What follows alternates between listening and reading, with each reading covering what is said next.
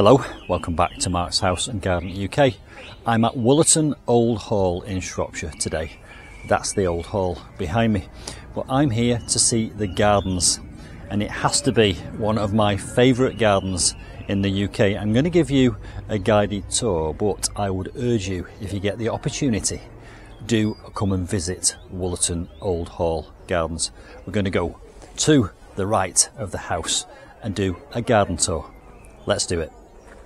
So there it is, Wollerton Old Hall, and I am handheld today, so I hope the Steadicam irons out any vibrations, and I'm also going to be talking quite quietly because I don't want to disrupt anyone else's enjoyment of this stunning garden.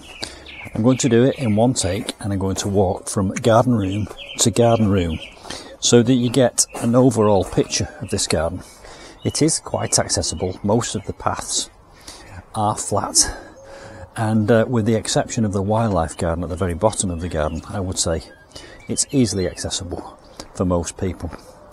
I won't spend too much time in any particular garden room because I don't want to make an incredibly long video. I'm just going to give you a flavour and some of the highlights, and I really do want you to come and visit this garden if you possibly can. I've said this before, it's a garden of rooms and gaps and doorways, but as we enter the first room, just look at these yew spires. They're absolutely incredible. I think they probably have to be 12 to 15 feet high. A lovely herbaceous border here. Look at these beautiful roses. You will see some incredible plants as we go around the garden, and it's all in the shadow of this wonderful old timber framed property. Imagine being responsible for the maintenance of that. I hope they get thousands of visitors to put pennies in the coffers, but these are just splendid herbaceous borders with roses and yew pyramids. Some lovely alliums there, and we will go through this gap. As I say, gaps and doorways.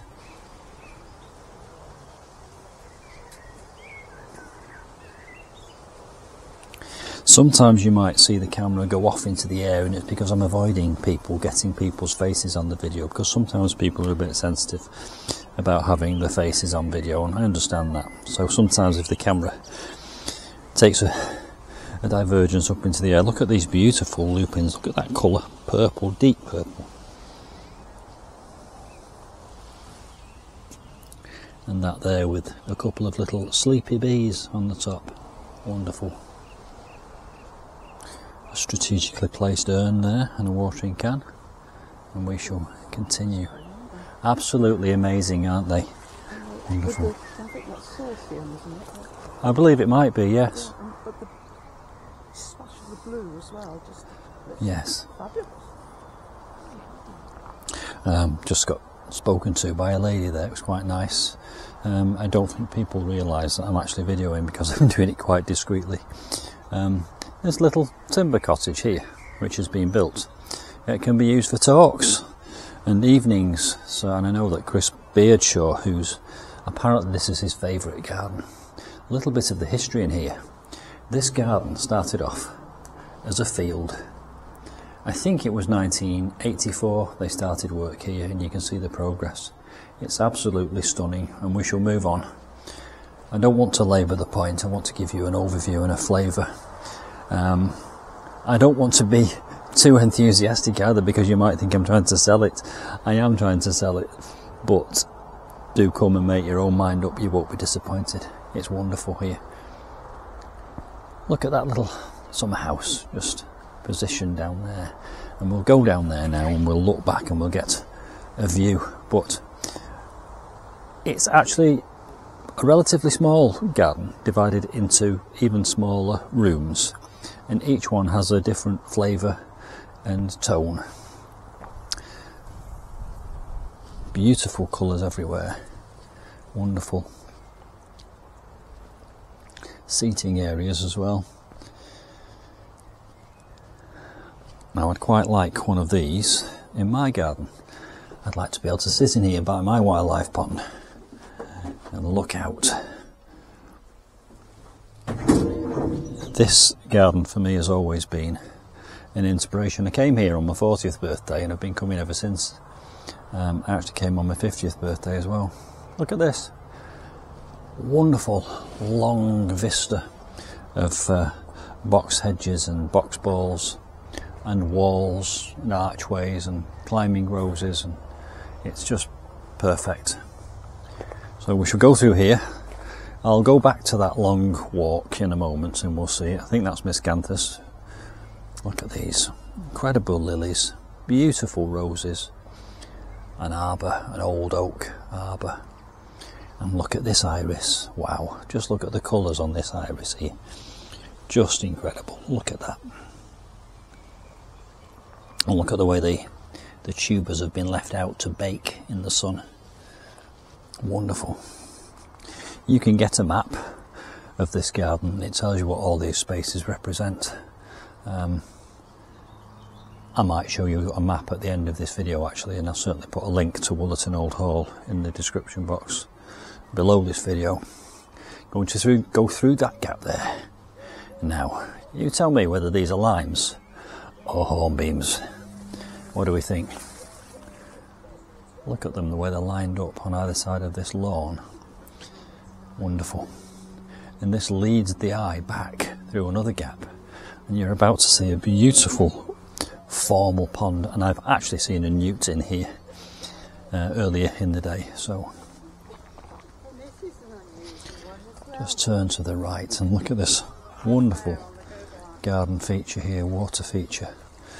A rill with a path over it, and the rill goes down there into the distance.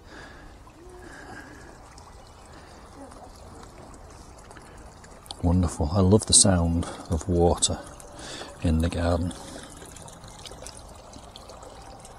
I'm going to go round the top of that in a moment and look at it from the other side. More paths. I love the way this path kind of almost sort of disintegrates into the lawn. It's wonderful the way they've done that, and they've cut out these lovely squares in the lawn. And there's an urn, a centrepiece and a focal point at the end. And we'll look back, and that point in the distance there is the extent of the formal garden, but you can go beyond that into the wildlife garden, and we will do that. I will show you down there before this video is finished, but let's just have a quick peek through here. There's an obelisk and a little gap. Look, shall we venture through? It's almost too narrow for me, but I can do it. And here we are, back at that wonderful formal pool and rill area. Isn't that amazing? Okay, let's go over there to the far side next.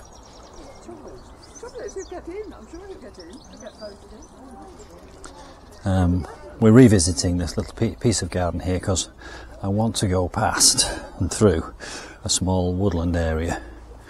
Whilst we're doing that, I will point out to you that we're back up at the house there, and this is actually a little cafe. This is the main house, and there's a wonderful little cafe there that does cakes, cups of tea, and lunches as well. I've had soup and a sandwich. The mother-in-law has enjoyed a glass of wine, as is her wont. Another little obelisk there, look, wonderful, and a yew tree. This is a little woodland shady glade, all ground cover. Look at these lovely leaves. And the gnarled old tree there, look.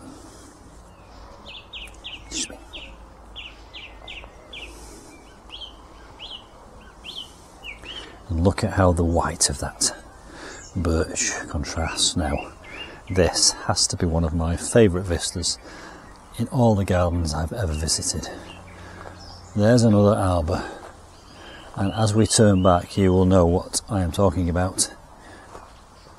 Look at that. Isn't that wonderful and special? The eye is drawn all the way through. That's where we were a moment ago, where the rill is. Look at these box balls and pots and height from the trees. Wonderful.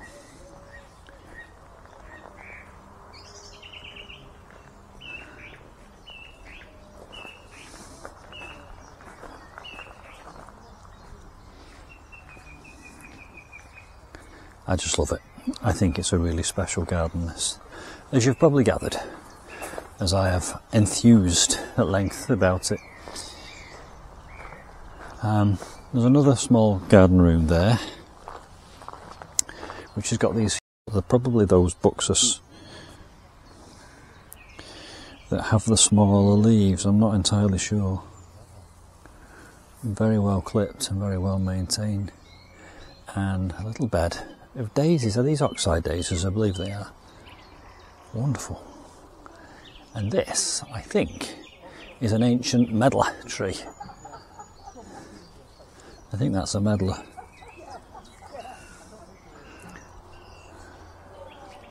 Let's go back through this ancient gateway. There's a loggia there where you can sit under, and I might visit that later when those other guests have cleared from it.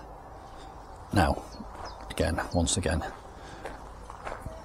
there we are. You can sit under there on a rainy day and enjoy the view up there.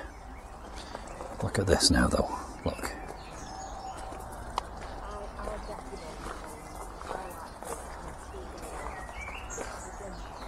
Look at these spires, pyramids. Just incredible. The work that must go into this, year in and year out. There's a font, which we'll go to in a moment. Again, newly planted borders. This has just been redesigned and modernised to make it slightly more spacious with more seating, which is why you can see several benches. And it's also why the borders are not quite mature yet, but they will do. I do remember last time I visited, they just brought the height of this yew right down from high up, and it's filled out quite nicely.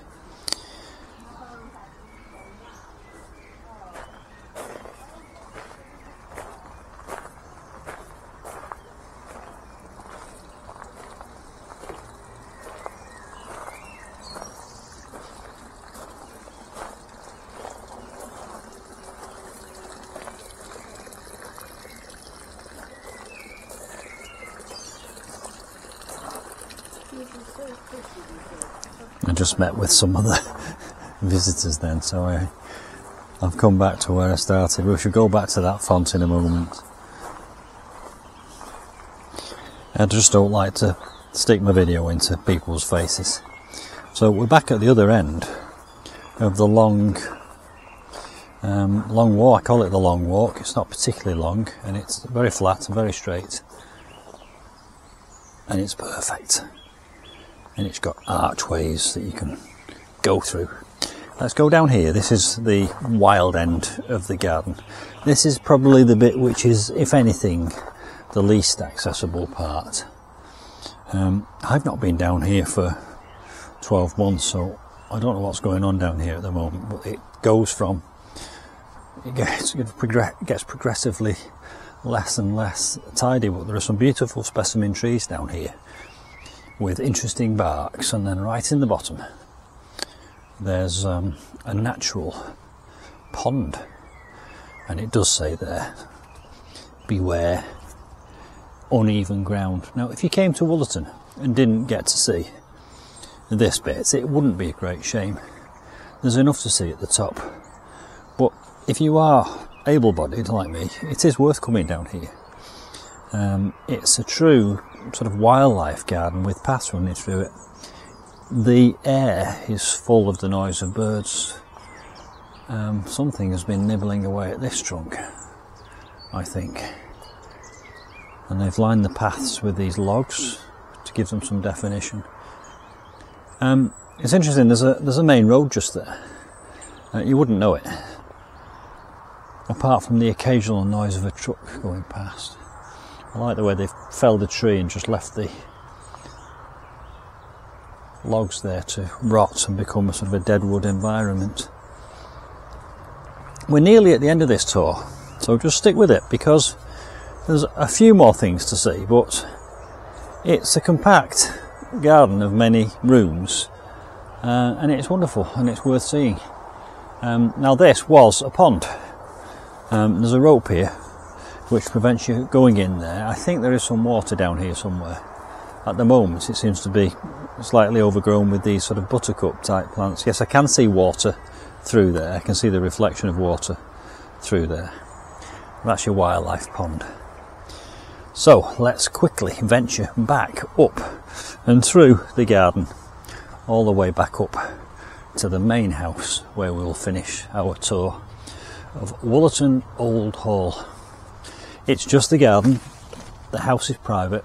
You may not go in the house, so don't come here expecting to have a tour of the house.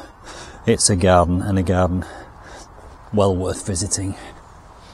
Over there, a big pile of compost just left to decay. Wonderful wildlife, biodiversity.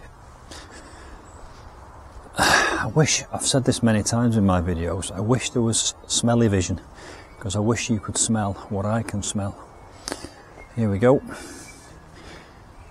Back up into the more even ground. Everything you see beyond that point just there is accessible. They do lend out wheelchairs. Look at that tree. What's that? It's beautiful, isn't it? And then we shall go through there, through that archway.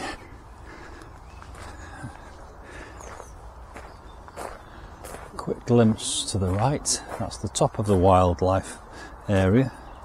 That looks like some kind of lace cap hydrangea to me.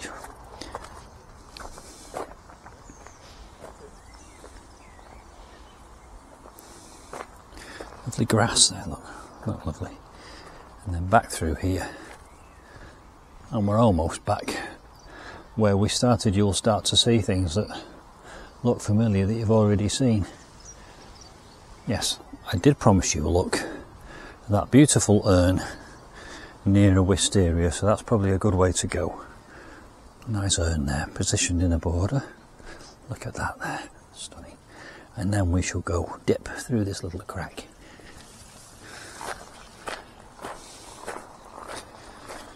And venture across to look at this font.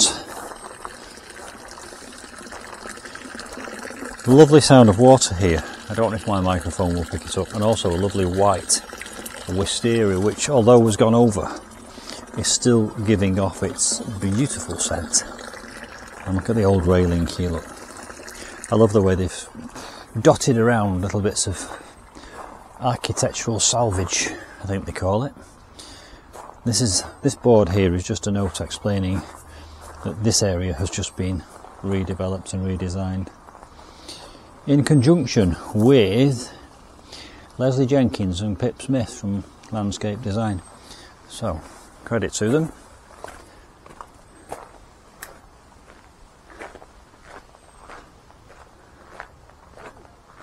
I hope you've enjoyed this little walking tour of Wollerton Old Hall.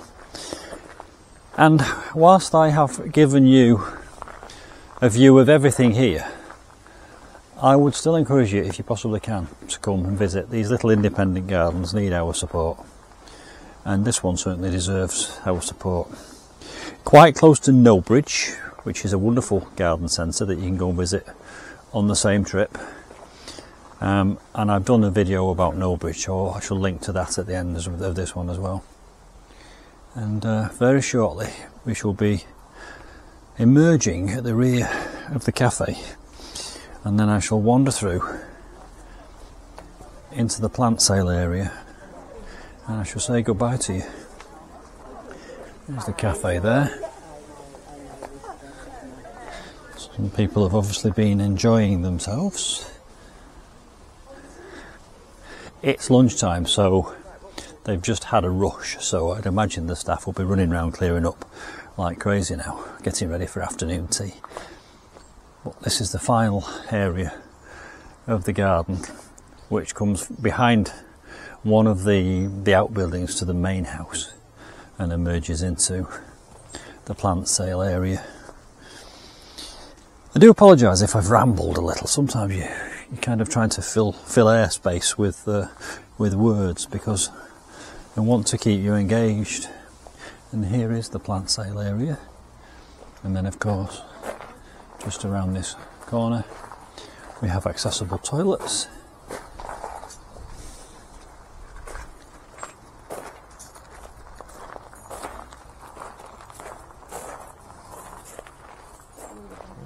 Hello.